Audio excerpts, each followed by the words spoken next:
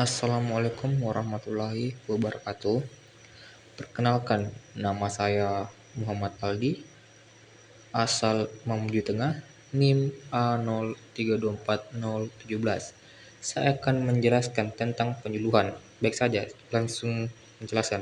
Penyuluhan adalah proses komunikasi dua arah yang bertujuan untuk memberikan informasi, pendidikan, dan bimbingan kepada individu atau kelompok agar mereka dapat memahami dan menerapkan pengetahuan serta keterampilan yang dibutuhkan untuk meningkatkan kualitas hidup mereka. Tujuan utamanya adalah untuk merubah perilaku, sikap, dan pengetahuan sasaran agar lebih baik. Adapun penyuluhan dapat dilakukan melalui berbagai metode, seperti 1. Ceramah, penyampaian informasi secara lisan oleh seseorang ahli kepada sekelompok orang. Yang kedua, diskusi kelompok.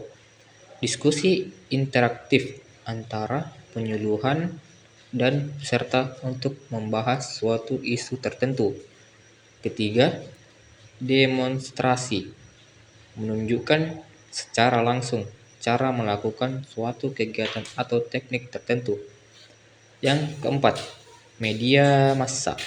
Menggunakan media seperti radio, televisi, atau internet untuk menjangkau khalayak yang lebih luas.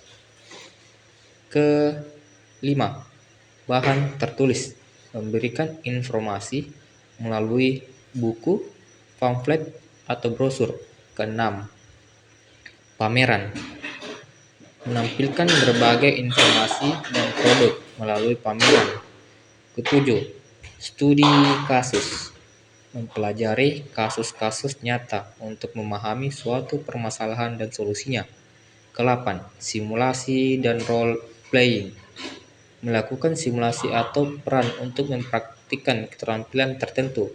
Adapun ciri-ciri penyuluhan yang efektif, yaitu pertama, berorientasi pada sasaran. Penyuluhan harus disesuaikan dengan kebutuhan dan karakteristik sasaran.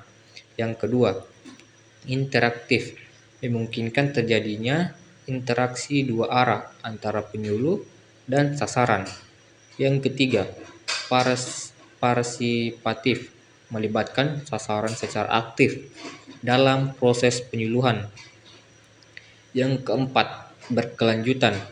Penyuluhan tidak hanya dilakukan sekali, tetapi secara berkelanjutan untuk memastikan keberhasilannya. Kelima, terukur. Keberhasilan penyuluhan dapat diukur melalui indikator-indikator tertentu. Adapun perbedaan penyuluhan dengan pendidikan formal. Meskipun keduanya bertujuan untuk memberikan pengetahuan, penyuluhan lebih fleksibel dan praktis, berfokus pada perubahan perilaku langsung, serta bersifat lebih spesifik dan terarah pada kebutuhan tertentu. Pendidikan formal, di sisi lain, lebih terstruktur, sistematis, dan komprehensif. Adapun contoh penyuluhan yang di Indonesia.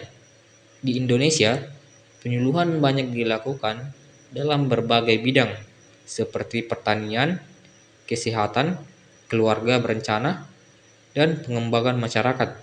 Contohnya, penyuluhan tentang pentingnya mencuci tangan untuk mencegah penyakit, atau penyuluhan tentang cara bertani yang efektif dan efisien.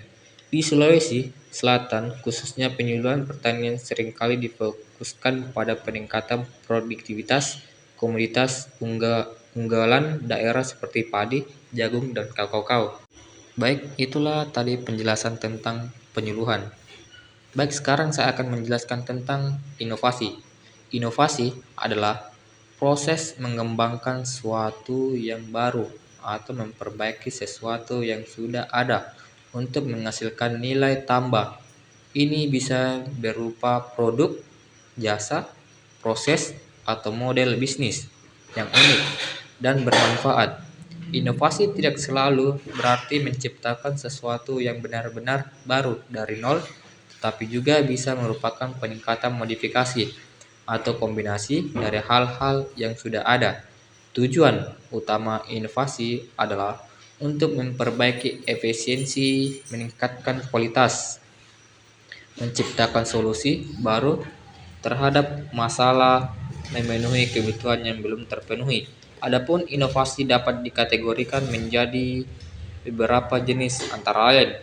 Yang satu, inovasi produk, memperkenalkan produk baru atau meningkatkan produk yang sudah ada. Contohnya, smartphone dengan fitur kamera yang lebih canggih, mobil listrik yang lebih efisien, atau aplikasi mobile yang memudahkan transaksi. Yang kedua, inovasi proses, meningkatkan efisiensi dan efektivitas proses produksi atau operasional. Contohnya, otomatis pabrik dengan robot, penerapan sistem manajemen, persediaan yang lebih efektif, atau penggunaan teknologi digital untuk mempercepat alur kerja. Yang ketiga, inovasi bisnis model, merubah cara sebuah bisnis beroperasi atau berinteraksi dengan pelanggan. Contohnya, sistem berlangganan subscription model ekonomi, berbagai sharing ekonomi seperti Gojek atau Grab, atau model bisnis online to offline 020. Yang keempat, inovasi sosial. Inovasi yang bertujuan untuk memecahkan masalah sosial dan meningkatkan kesejahteraan masyarakat. Contohnya program pendidikan online gratis untuk daerah terpencil, aplikasi yang membantu penyandang disabilitas, atau inisiatif untuk mengurangi sampah plastik.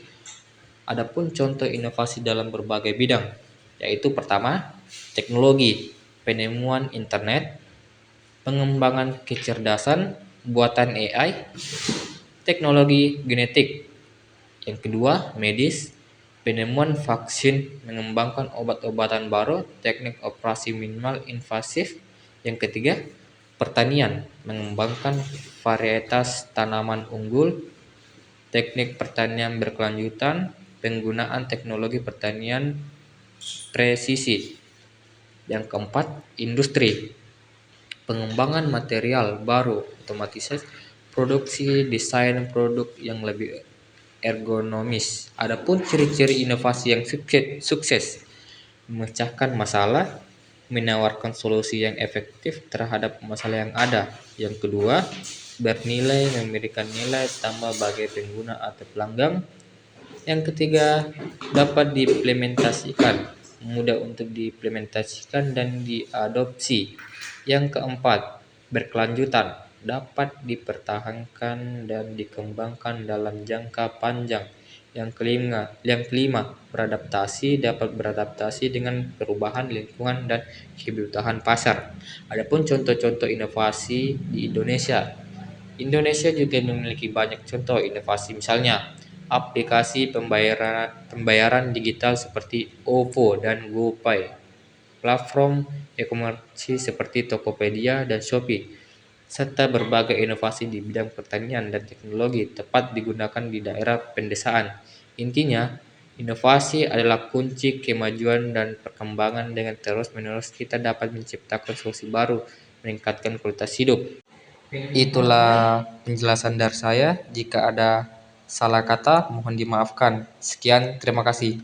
Assalamualaikum warahmatullahi taala wabarakatuh. Terima kasih.